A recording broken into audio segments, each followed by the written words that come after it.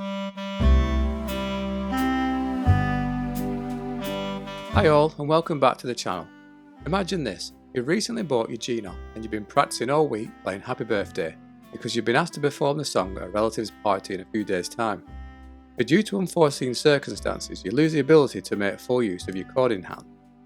Fortunately, all is not lost because the Genos has a few different ways to help us out in this situation. Now, being new to the Genos, I can't say whether or not the way that I do it is the easiest, the best, or the only way to do this. This works for me, and it's a method I like to use when I'm trying to learn or play a song and I'm struggling for one reason or another to play the left hand side efficiently. I'm going to be using the MIDI Multi Recording section.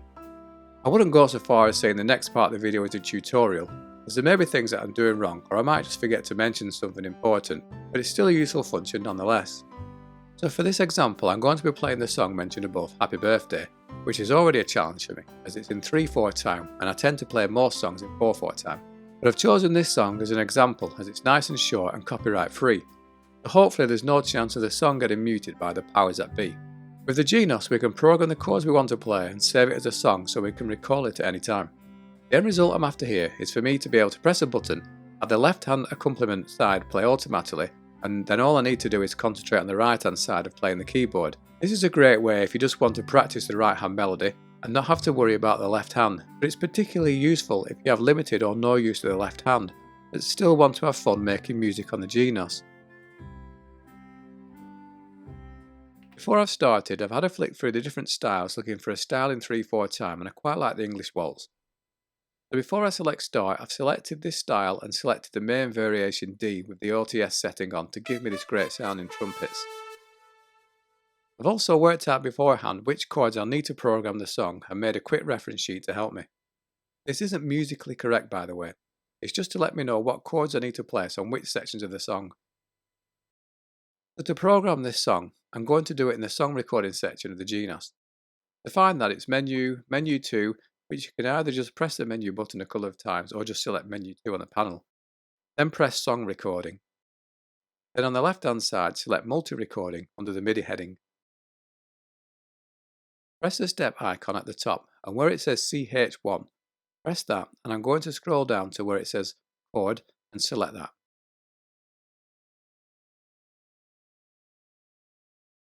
Now at first this screen can look a bit complex, but once you start using it and you get used to it, it soon becomes a lot easier to understand. If there's any interest in explaining this section in more detail, I can happily do that in another video. Just let me know in the comments and I'll sort it out. But for now, this is more of a walkthrough video than a tutorial. But I'll happily create a tutorial if that's of interest. In brief, the section with the numbers on the left shows us the position of the song. If you have a quick look at my reference sheet, which isn't musically correct as I mentioned before, but if you look at bar or measure 1, the number 1 in the step edit is a measure and refers to the same thing as the reference sheet. At the top and very start we have our song style that we chose. At the same position we also have a line of chord which tells us that this section is the main variation D of the style we chose. The reason for all these being the same number is that it's the start of the song and the settings come into play before the start, so this is where you can also set the tempo. You'll notice chord C says cancel. This line of chord means that when you start the song it doesn't play the accompaniment as it cancels it out.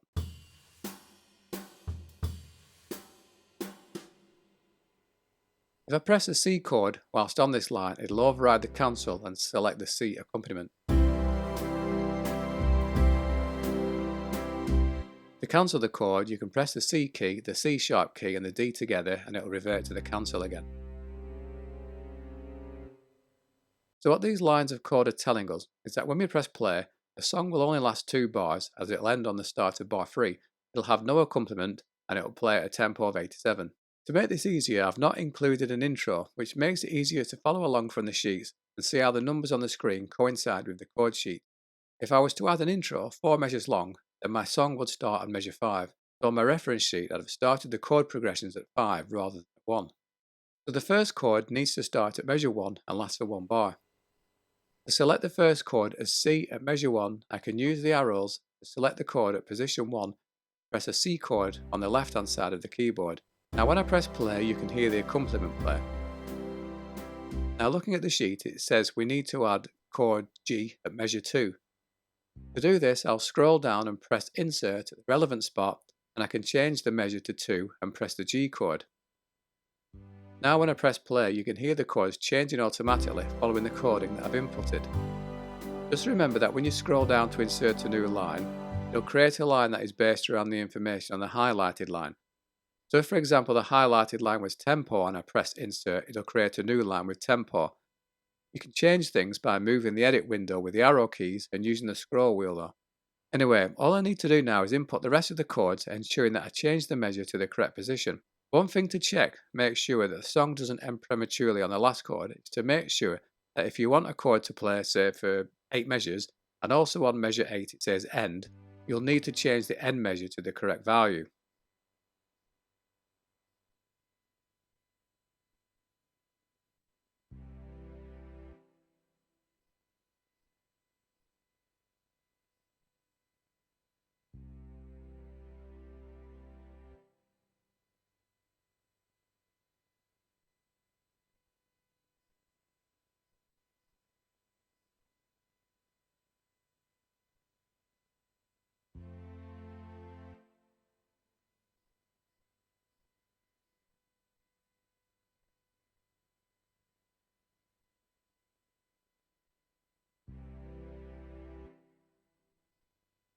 The values on the left are called the measure, the beat and the clocks.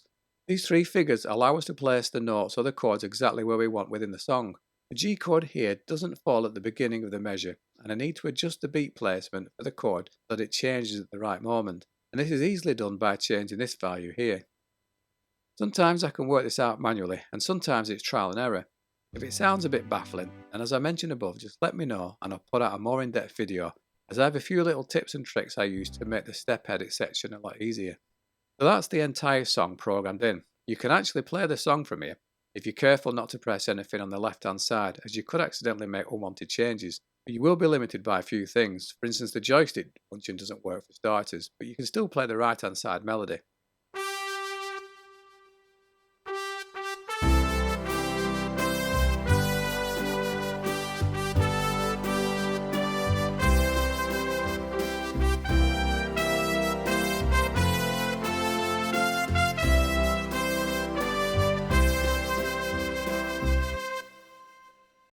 What I do from here is save this as a file that I can now recall back as a song, which then means I'm no longer restricted in what I play with the right hand.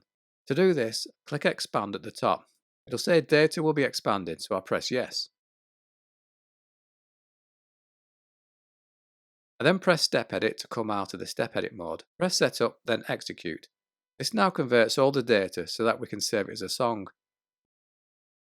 If we don't go through this procedure and save and try and play it back unexpanded, I think somehow it just saves it all as one bar rather than the full 9 bars that we programmed. That's something I need to look up. To record the song, press the song button, and if it's not already within the song list, just click on the relevant section and select your song. Now when you press play within the song section, you can play Happy Birthday one-handed. If you have any questions, I'll try my best to answer them, as I'm still learning the keyboard myself. But as mentioned above, I'm more than happy to put a more in-depth video out, as I use this function quite a lot and I find it really useful. So thanks for watching, good luck, and above all, have fun.